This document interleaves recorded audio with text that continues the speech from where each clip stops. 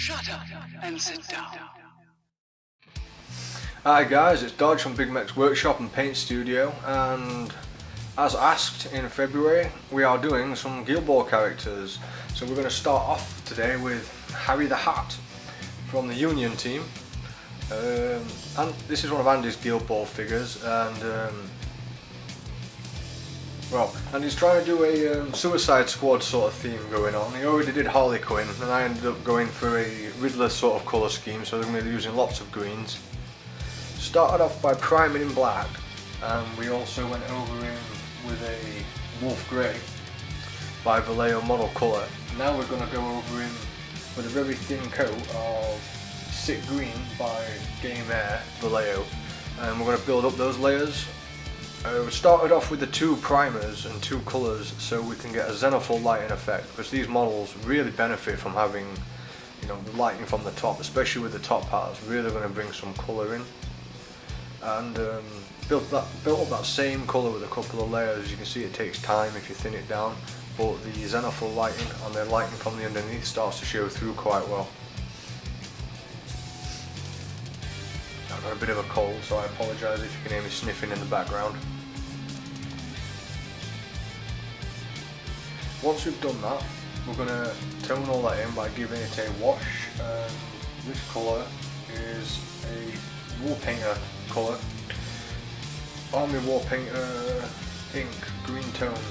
See, it's almost like a Bale Tan green from Games Workshop. You could use that instead if you wanted to. Now we're going to start blocking in different areas with different colours, and this is just... So usually I have a paint list here guys, but this video is a bit later out, as you can tell, than usual. Dryad bark is what I used for this, and I went over anything that would be leather with that, because there's a bit of a scheme. I like to use Dryad bark and one of the other Games Workshops to make a nice warm sort of leather, and that's going to go over the top and contrast really well with the greens. This is Games Workshop Tusker Fur for a flesh colour as a base coat, which most people don't use. They tend to use Bugman's Glow. I know it looks like he's got sunburn or something at the moment, but trust me, he will look great when he's finished. And we're going to do all the flesh parts with that. It might take a couple of coats because there's green under there and want to get a nice even coat. Then we're going to go for Vallejo Black Primer, and we're going to start locking in all the metallics. In fact, we're doing the entire wrench in this black primer to give it all one tone for now. But with the way it was supposed to be designed, I've decided that it's going to be more of a cartoony wrench with a big red part to it, and leave the top bit metallic. As you can see, those washers and the zenithal lighting pay off and do most of the work. This is, it looks like grey, but what this is a Liquitex thinner for paints, and it's Liquitex mixed with null oil, so it looks grey and white because the Liquitex reacts differently with the washers and changes the colour of them to dry the normal colour. Now we're mixing Tusker Fur with Cadian Flesh Tone. Not much Cadian Flesh Tone in it, because at this point that would make a massive contrast, and we're going to go over all the raised flesh parts. It will look a bit stark to begin with, but what we're going to do is we're going to layer that up bit by bit. As you can see there's quite a lot of contrast. But we're only going to hit anything that stands out and leave all the Tusker Fur in the recesses. And this is the second layer of this, and what we're going to do is just add a tiny bit more Cadian Flesh Tone to the Tusker Fur mix. Just bring the paint from the shaded area to the lighter area, that way you end up with more paint where you want it to end up, anywhere that's higher up or sticking out. Could have done this with glazes, but didn't have time. See, now we're still blocking in colours, so I've gone back to the wrench and I'm using the Vallejo German Red Primer, because I know it's going to give that a nice even coat. After that we're going to use Corn Red, because I said I wanted to make this wrench a bit cartoony, so I want it to look a bit brighter. We're going to build up from Corn Red and then go into some of the brighter reds by GW.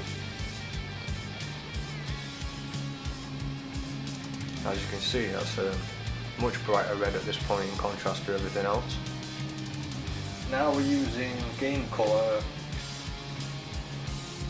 platted silver, or platter silver, which is quite a bright silver. Oh no, my mistake, it's not. It's a model colour silver, oily steel, which is perfect for this. I'm picking up and reading the wrong paints. Bit of a rush, it's already late. The video's supposed to be out in 10 minutes. Then Mephiston Red is the colour we're going to use on here, except we're not doing the entire wrench this time. We're doing anything that sticks out on it a bit. Not too dissimilar from an edge highlight, but I want the recesses of that to stay the same corn red for now.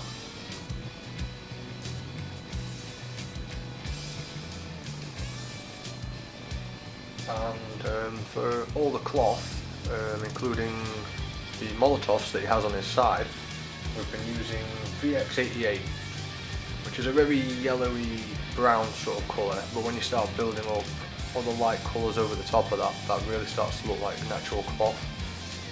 It's also a base colour, so it goes really well over that black, as you can see.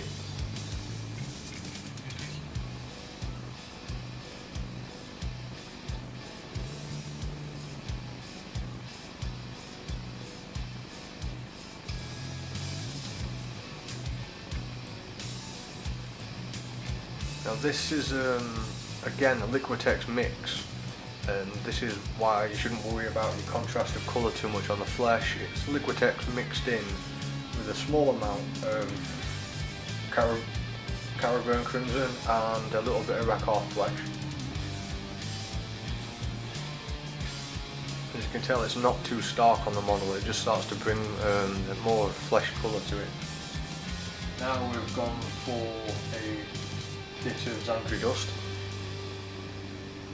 just over the straps and leave all the recesses with the darker colour in it.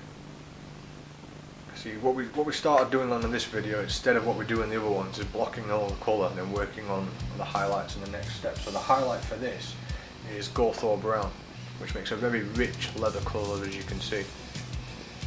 But it contrasts quite a lot in places, and if you're not careful with your brush, you can see some real high contrasts, and we're going to wash that down with an Agrak Fur shade.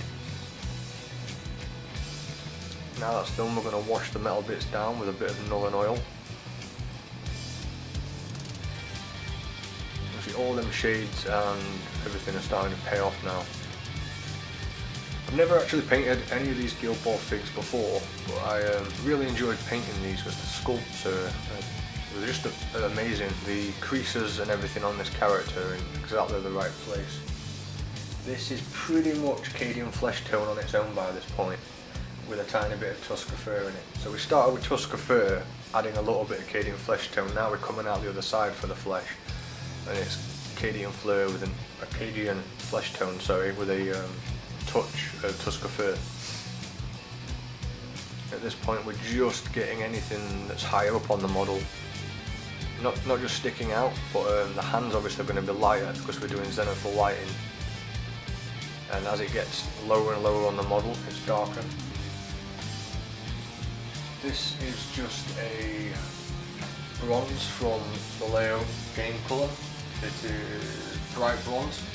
Then we're going to wash that down with an Agrak Fur shade. And now we're on to Harry's hat. It's Harry the Hat, so we can't miss any of these stitches or anything else on his hat. We've gone ahead and used VX88 again for the stitches on his hat, because they're going to stand out quite well. Now highlighting the green, what we did for highlighting the green is we took the original colour, which was Sick Green, and then we added a Rakarth flesh, which when highlighting things like cloth and clothes works really well, because it brightens it up, but it doesn't make it whiter. It just makes it a bit more pastel-y, which is how light looks when it hits something that's made of cloth. It actually neutralises the colour. Well, I did a pin badge on this. The background colour was green grey by model, by model colour, and then I was doing a very small question mark.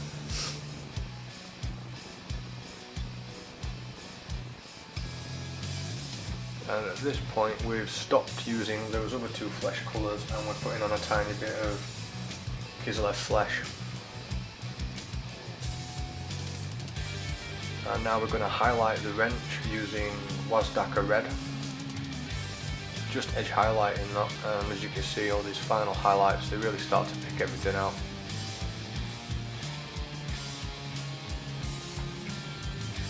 This is the other colour I got mixed up earlier. This is the platter or silver by Game Colour, which is quite vibrant, but put onto that dark metal it looks like chipping, or you know, it's got dirty and oily, but it's been hitting things so it's all chipped.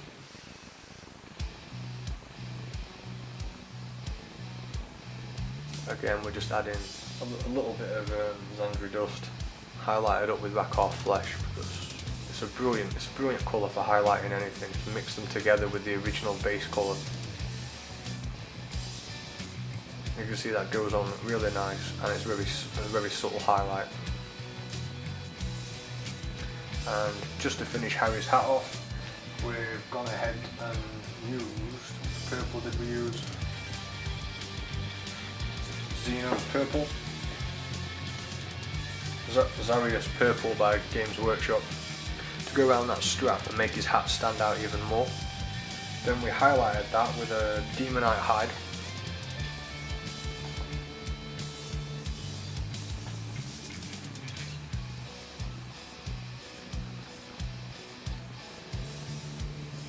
And once that's done, there's only the playing card and his hat to do, which again was done with the green grey.